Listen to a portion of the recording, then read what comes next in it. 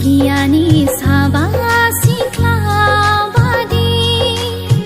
आखायाव बुरजा थावला खाना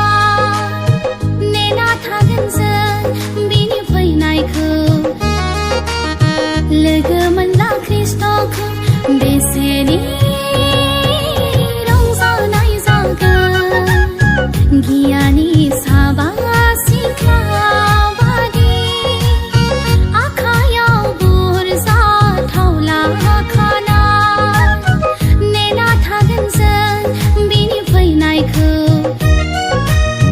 लोगो मोनला ख्रिस्ट'खौ बेसेनि रंजानाय जागोन नेना थागोन जों बिनि फैनायखौ लोगो मोनला ख्रिस्ट'खौ बेसेनि रंजानाय जागोन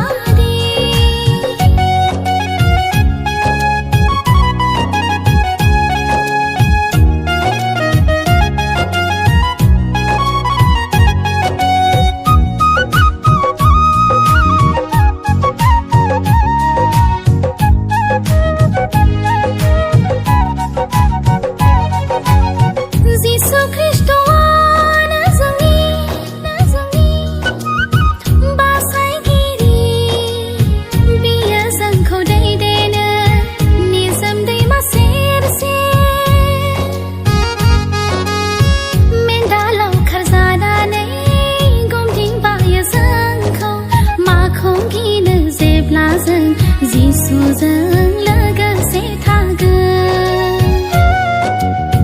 मेन्दालाव खारजानानै गमदिंबायो जोंखौ माखौ गिनो जेब्ला जों